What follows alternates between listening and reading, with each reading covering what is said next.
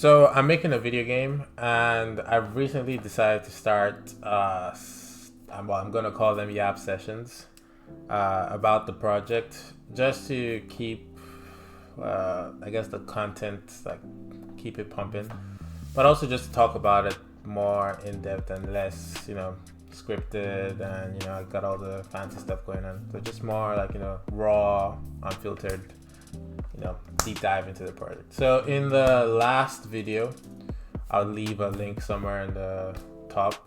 I talked about why game dev sucks sometimes, and one of the reasons I gave was natural complexity. In case you missed the last video and you're not gonna check it out, I could just briefly touch on that. So what I mean by natural complexity is the most simplest things in a game, or rather the most simplest features in the game, require so much groundwork for it to function properly. So video game dev just comes with a natural complexity, like it's just naturally complex. So I briefly touched on it in that last video with an example, but I thought in this video I'd give like a more streamlined, in-depth, not in-depth, just more focused discussion about it. So without wasting any more time, let's hop right into it.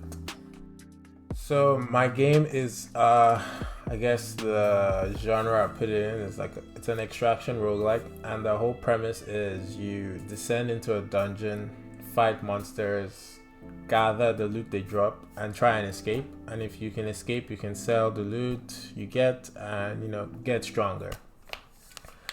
And rinse, repeat. That's the gameplay loop. There'll be a lot more stuff to make it work, but that's the simple loop. And there's the combat system needs to be fairly interesting to keep players engaged. So it has a skill system, or rather, a skill system. Let's call it a skill system. So it has a skill system where players can equip three skills: a utility skill, and two attack skills. The utility skills is more for build variety, and the attack skills are for attacking. So you need some way to handle this, but just removing the utility skill out of this equation, let's just focus on just the attack skill. So if I open my debug menu, let's see, I can equip a basic attack skill. Let's go with the fireball, and maybe we equip the dark one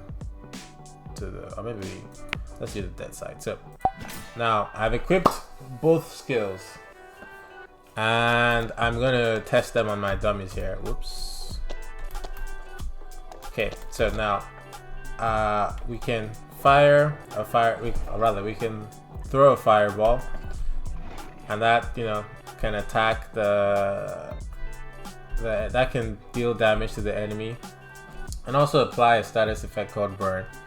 If we try the other skill, which I call dead side, it's a more melee skill. So that since that one deals damage but also knocks the enemy back. So these are all logic that has to be done in the background. There's nothing given to you for free in game dev. Like, you have to actually make it.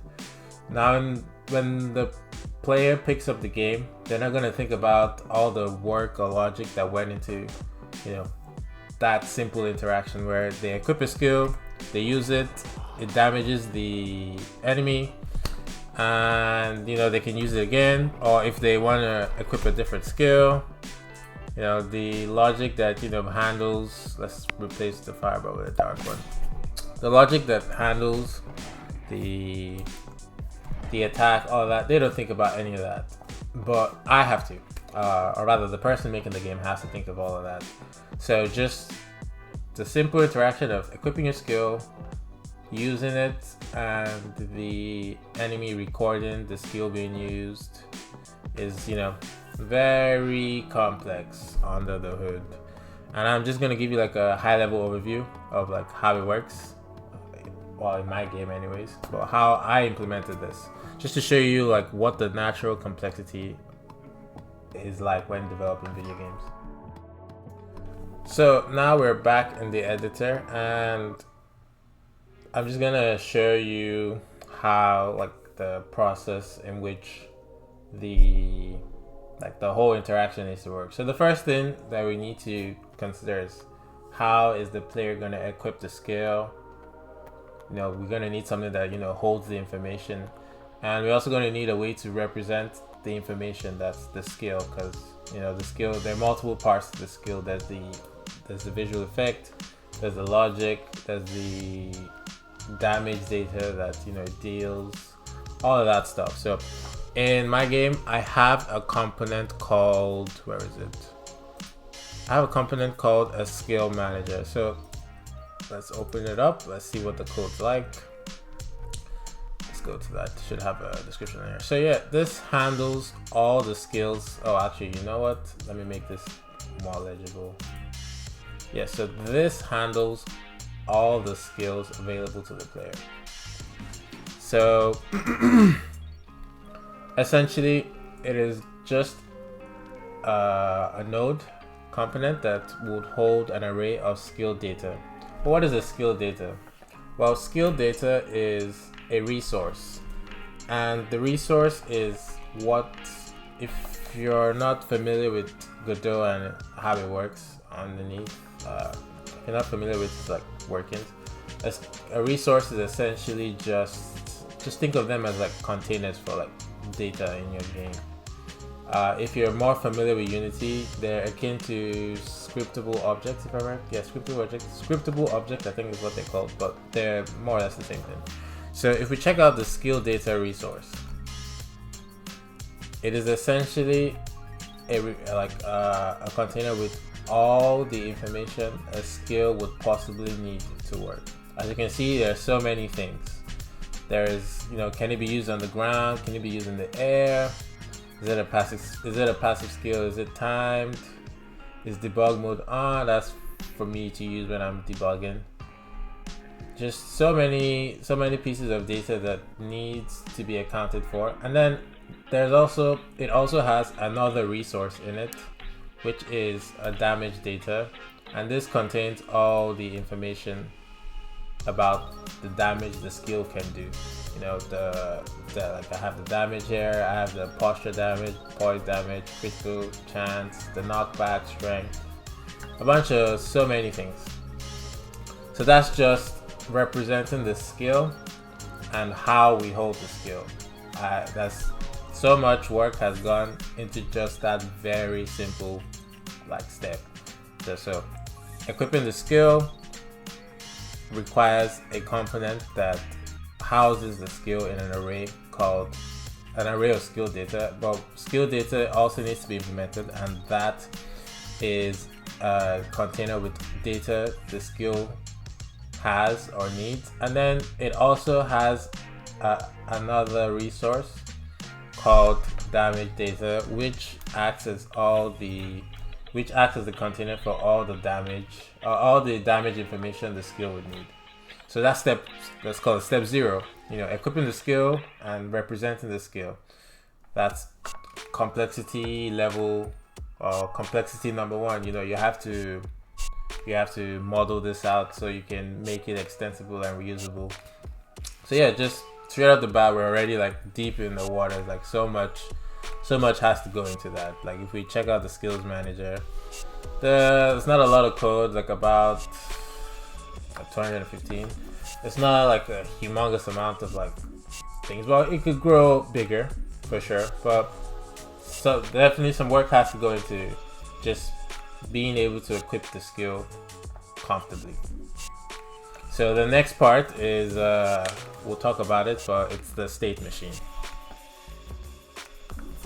Now I want you to think of the state machine as the brain of the player object. It essentially is the connective tissue between the player and the actual game object. So it handles the movement, you know, the jumping, falling, just a bunch of stuff.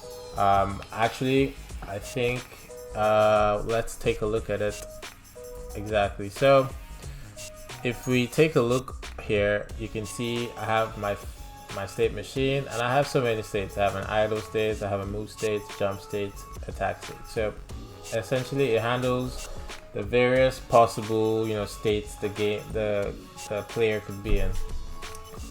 If you take a look down here, I have a state called use skill state.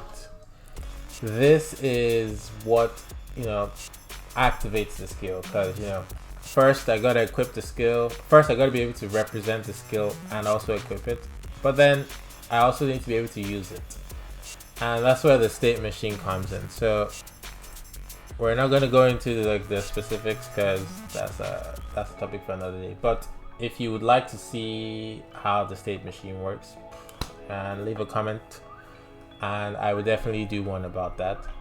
But essentially it just manages the various states, and when the player presses the control that activates the skill, they enter the use skill state. And this skill state now actually checks the skills manager. Right here we can see I stored in a variable. It gets the skill manager and tries to get the corresponding skill that was saved. And you know that like this state is not particularly complex, it's not huge, but the whole thing needs to work in tandem just for this to work properly, because you need to be able to move, you need to be able to jump, you need to be able to do so many other things for just that skill to work properly. Just like I said, natural complexity. This is just so that interaction of the player equipping the skill and using it can work seamlessly, and that's what makes game dev so complex. Is to the player that's, you know, standard, basic, like, you know, he should be able to use the skill, but underneath the hood there's just so many moving parts that are necessary to just get this thing, you know, off the ground, or get the ball rolling. So if we take a look at the actual state machine, it doesn't particularly have a lot going on, but as you can see, there are so many rules for the state machine to work. There's like about almost 250 lines of code just to, you know, get the state machine that works as the brain to just work. So off the bat, you know, you got to make the state machine, you got to make the state itself, that's the state that manages the using of the skill. You got to do so many other things, and that's just, well, this is step one. Step 0 was the first one, but okay, that's, you know, okay, that's confusing. So step 1 was equipping the skill and representing the skill, which we did with the resource and the component skill manager. Now we need to be able to actually use the skill when we need it. That's where the state machine comes in. The state machine, you know, helps us move through the states as we need. Like, just think of it as the brain of the player, or the brain of the play object. That's the, like, for example, right now, the thing you move around, that's the brain. Or you can also look at it as like the bridge between the player and the game component. And when you enter the use state skill, you're gonna have to get the information from the skill manager, as I mentioned earlier. That's, you know, we talked about that in the first step. You gotta get the information from that step. And there's so much more that goes down under the hood. Like, for example, in every skill data resource, there is a perform skill function. Every skill data, like if you check every skill data right here, so every skill data needs to override this function to do whatever the skill does. Some skills do specific things, and this is where, you know, the code for that goes in. So, you know, every skill has its own unique perform skill function that needs to be written. So that's like another level of work that needs to be done. And then, you know, as I mentioned, there's also going to need to be a way to connect, like, you know, when the skill connects with the enemy, they need to be able to take damage. And what handles that in the game is the attack component, the attack manager component, and the damage manager component. This is just using a bunch of hitboxes. So I'm just going to show you what the game looks like when debug mode is on, and you can see what I mean when I mean like hitboxes. So as you can see, there's so many blue circles and some grayed out ones. Those are like the heat boxes. Like for example, when I attack, this large square one's gonna light up. Yeah, so that means it's active. So all these hit boxes need to be accounted for when playing the game, because that's how the game determines if a connection has been made. So if I do this, then the enemy will take damage. These lines you see here are like ray casts. They are used for the enemy AI. There's just so much going on under the hood for like a game to work, which makes them, as I said, naturally complex. So you know, this video is already getting very long, but I just wanted to like show a more like go into a little bit more on why I said video games are naturally complex. And I'm not even like done. There's so many other things I still need to implement, but I've done, like I said, I think in the last video I talked about I'm like 25% of the way there. But yeah, it's bit by bit, you know. I didn't build this in a day, so if you're working on your project, don't be discouraged if you know your game is not where you want it to be at a certain time, because it's naturally complex and complex things take time. So if you made it to the end of the video, thank you for watching to the end. Leave a like, comment, subscribe, all that good stuff, and I'll see you next time. Peace.